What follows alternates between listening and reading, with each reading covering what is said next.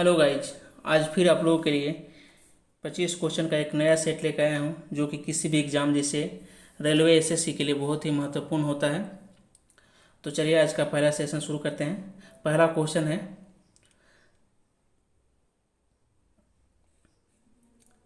सीमांत गांधी के नाम से किसको जाना जाता है? तो सीमांत गांधी के नाम से खान अब्दुल गफ्फार खान को जाना जाता है। कुछ महत्वपूर्ण उपनाम है जो कई बार क्वेश्चन एग्जाम में पूछ चुका है, तो चलिए देख लेते हैं। गुरुदेव के नाम से किसे जाना जाता है? तो गुरुदेव के नाम से रविंद्रनाथ टैगोर को जाना जाता है। इसके अलावा देशबंधु के नाम से कई बार पूछ चुका है, देशबंधु के नाम से चित्तरंजन दास को जाना जाता है। इसके अलावा कई बार पूछ चुका है। लौह पुरुष के नाम से किसे जाना जाता है? तो लौह पुरुष के नाम से वल्लभ भाई पटेल को जाना जाता है। तूता ए हिंद भी कई बार पूछ चुका है, तो तूता ए हिंद के नाम से अमीर खुसरो को जाना जाता है। इसके अलावा दीनबंधु के नाम से किसे जाना जाता है? तो दीनबंधु के नाम से CF एंड्रूज को जाना जाता है। नेक्स्ट क्वेश्चन है, कुंचिकाल जलप्रपात कहाँ स्थित है? तो कुंचिकाल जलप्रपात जो है कर्नाटक में स्थित है। नेक्स्ट, कई बार पूछ चुका है कि विश्व का सबसे बड़ा जलप्रपात कहाँ है? तो विश्व का सबसे बड़ा जलप्रपात जो है एंजल है, जो कि वेनेजुएला में स्थित है। भारत का सबसे बड़ा पूछ देता है, तो भारत का सबसे बड़ा जो है वो है जोगिया गरसोपा, जिसे अब महात्मा गांधी के नाम से जाना जा रहा है। यह कर्नाटक में है, जो कि शरावती नदी पर है। कई बार यह भी पूछ चुका है कि जोगिया गरसोपा जलप्रपात कहाँ है? तो यह शरावती नदी पर है। नेक्स्ट क्वेश्चन, सबसे चमकीला तारा का क्या नाम है? तो सबसे चमकीला तारा का नाम है साइरस। अब तक पहचाना गया यह सबसे चमकीला तारा है, जो कि हमारे धरती से 1.2 करोड़ प्रकाश वर्ष दूर है। यह किस गैलेक्सी में स्थित है? तो कई बार पूछ चुका है। तो यह गैलेक्सी जो है मेजियर 82, मेजियर 82 याद रखिएगा।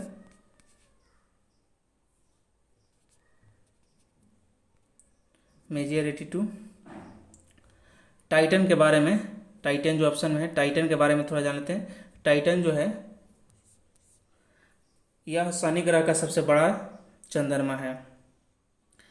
यही एक ऐसा जगह है जहाँ पृथ्वी के अलावा जिसकी सतह तरल है, जहाँ पे कि नहरों सागरों आदि का ठोस प्रमाण मिलता है। टाइटन यह सौरमंडल का सबसे बड़ा उपग्रह है। अगला क्वेश्चन है, आग्नेय शैल का उदाहरण है। तो आग्नेय शैल का उदाहरण जो है वह है ग्रेफाइट। आग्नेय शैल जो है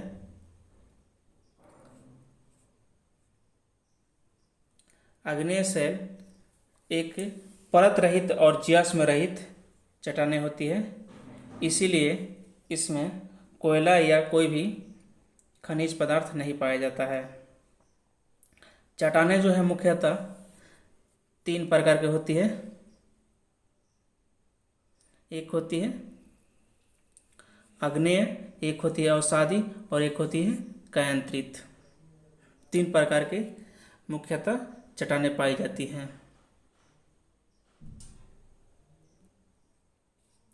अगला क्वेश्चन है, दुनिया की सबसे ऊंची इमारत का क्या नाम है?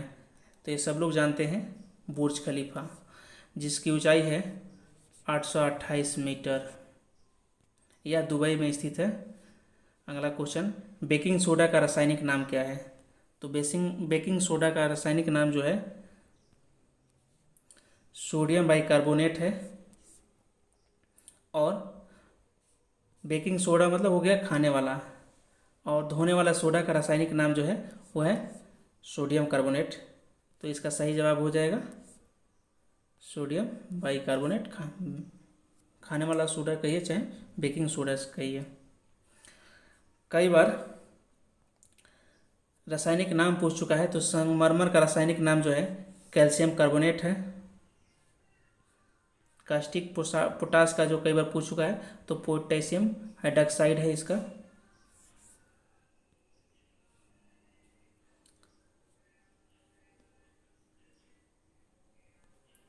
अगला क्वेश्चन देख लेते हैं। शुष्क बर्फ का कई बार पूछ चुका है, तो शुष्क बर्फ का जो है ठोस कार्बन डाइऑक्साइड कहा जाता है। अगला क्वेश्चन है, धर्म, नस्ल, जाति, लिंग के आधार पर भेदभाव को किस अनुच्छेद में बताया गया है? तो इसका सही जवाब हो जाएगा अनुच्छेद 15। अनुच्छेद 14 से 18 के अंतर्गत यह सबको कानून के समक्ष समानता का अधिकार देता है, जो कि कोई भी व्यक्ति जाति, लिंग, धर्म तथा मूल वंश के आधार पर भेदभाव नहीं कर सकता। अगर ऐसा करता है तो वह हमारे मूल अधिकारों का हनन करता है। मूल अधिकार जो है अमेरिका के संविधान से लिया गया है।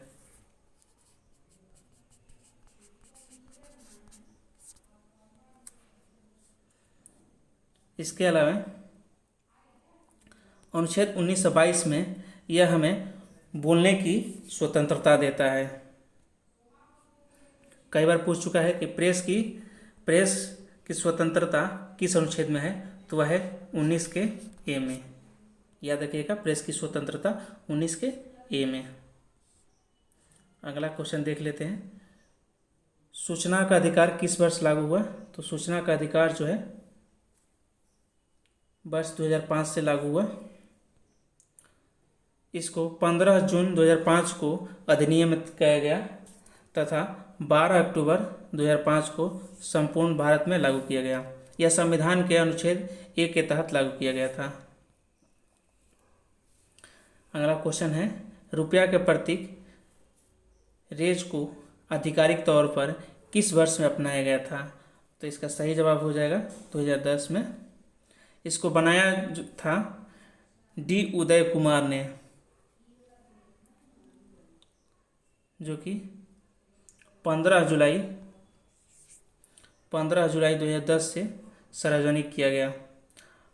अब हमारा भारतीय जो मुद्रा का मानक है वह अमेरिकी डॉलर, ब्रिटिश पाउंड, जापानी येन तथा यूरोपीय संघ के बाद पांचवी ऐसी मुद्रा बन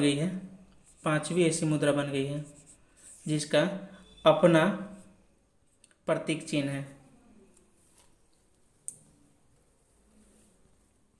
अगला क्वेश्चन, भारत में पश्चिमी शिक्षा किसने शुरुआत करवाई थी? तो भारत में पश्चिमी शिक्षा जो है राजा राम मोहन राय ने शुरुआत कराई थी। इसके अलावा 1835 ईस्वी में लॉर्ड मैकाले ने एक स्मरण पत्र जारी करके अंग्रेजी शिक्षा को लागू की थी। अगला क्वेश्चन है, 1972 का शिमला समझौता किसके बीच हुआ था? तो 1972 का जो शिमला समझौता हुआ था वह भारत पाकिस्तान के युद्ध के बाद हुआ था।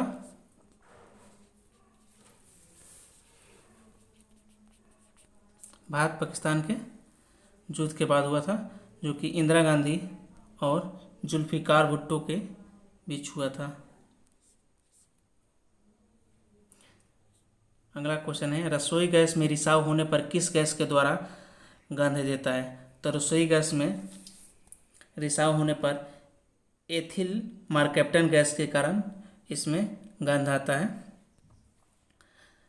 एलपीजी जो गैस है उसमें मुख्यतः प्रोपेन और ब्यूटेन गैस होती है, जबकि प्राकृतिक गैस जो होती है उसमें मीथेन और इथेन गैस प्रमुख होती है। कई बार पूछ चुका है एलपीजी में मुख्यतः कौन सा गैस पाया जाता है? तो यह है ब्यूटेन गैस।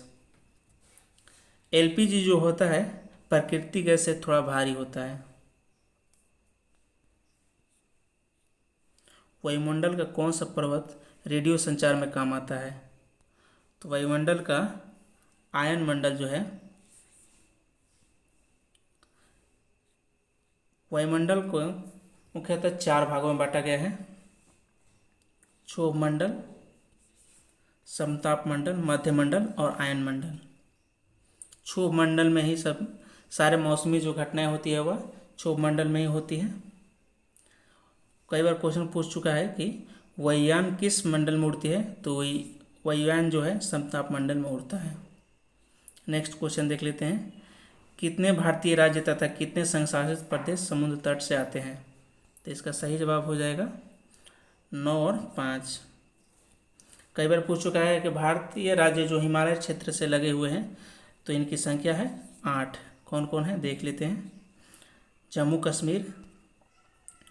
कश्मीर, हिमाचल प्रदेश, उत्तराखंड, सिक्किम, अरुणाचल प्रदेश, नागालैंड, मणिपुर और Mizoram.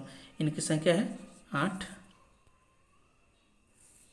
Next question, mount saint Helens सक्रिय मिश्रित ज्वालामुखी कहाँ स्थित है, तो इसका सही जवाब हो जाएगा अमेरिका में।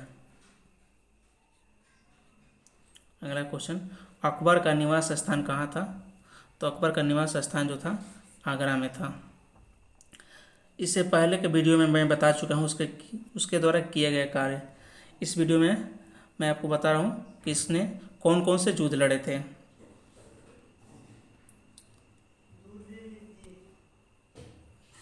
तो इसने 1562 में मालवा को जीत लिया, 1572 ईस्वी में गुजरात को जीत लिया। गुजरात की विजय के बाद ही इसने बुलंद दरवाज़ा का निर्माण करवाया।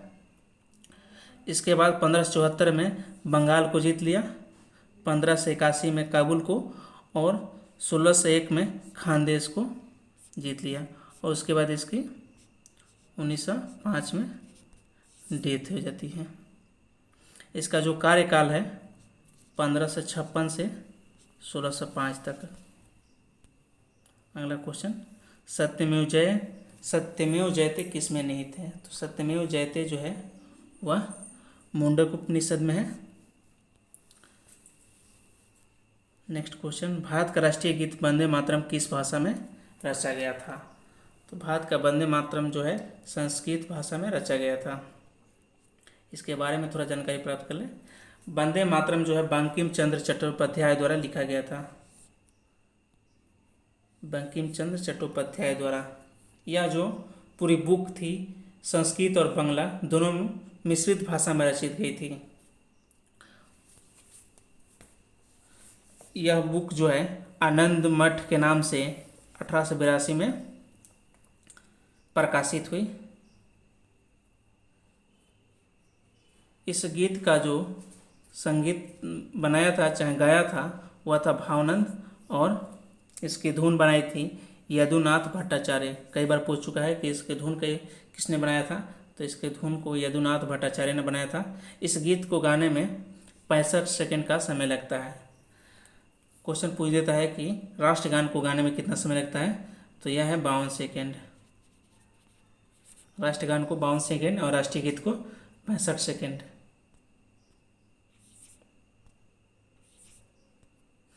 नेक्स्ट क्वेश्चन, यूनेस्को की विश्व विरासत स्थल रानी की बाग किस पाटन में स्थित है, तो इसका सही जवाब हो जाएगा गुजरात।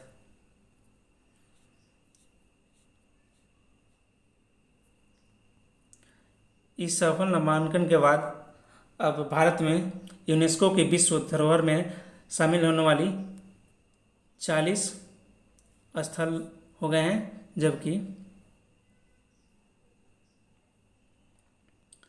जबकि रामसर साइट की संख्या अब भारत में 46 हो गई है। अगला क्वेश्चन है, भारत के संविधान के अनुसार उच्चतम न्यायालय के न्यायाधीशों की सेवानिवृत्ति की आयु कितनी है, तो इसका सही जवाब हो जाएगा 65 वर्ष। कई बार पूछता है कि उच्च न्यायालय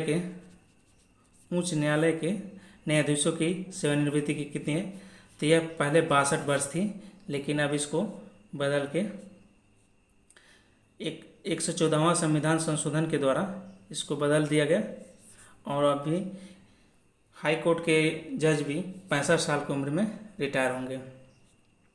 अगला क्वेश्चन है, पृथ्वी के सतह का प्लायन वेग कितना है, तो पृथ्वी के सतह का प्लायन वेग जो है वो है 11.2 किलोमीटर प्रति सेकेंड।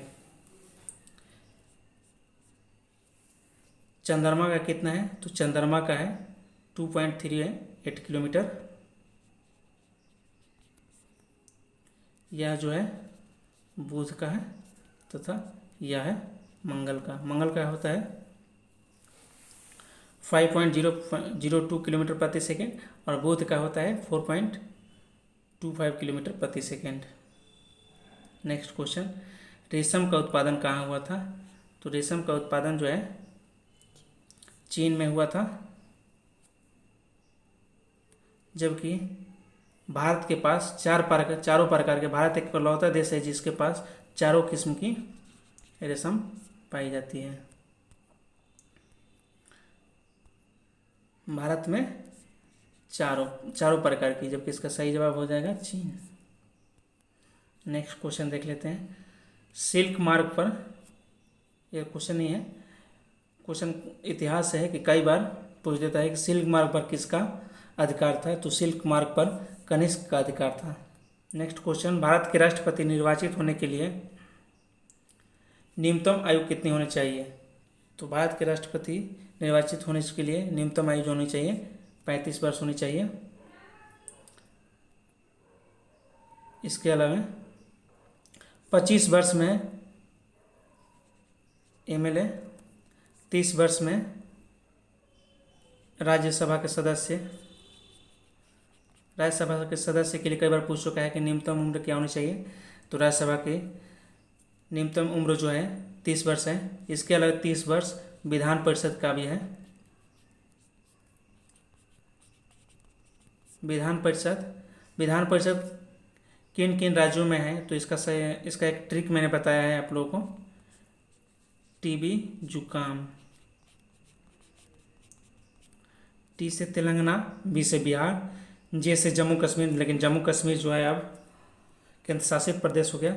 यू से यूपी, के से कर्नाटक, ए से आंध्र प्रदेश और एम से महाराष्ट्र। ये मैंने गलत बोल दिया, सॉरी, ये टी से तेलंगाना हो जाएगा। नेक्स्ट क्वेश्चन, भारत का एकमात्र सक्रिय ज्वालामुखी का नाम क्या है? तो भारत का एकमात्र सक्रिय ज्वालामुखी का नाम है बैरन, जो कि अंडमान निकोबार द्वीप पर है। एक और है नरकोंदम, यह भी अंडमान निकोबार द्वीप पर ही है, लेकिन ये इसको प्रक्षुब्ध माना गया है।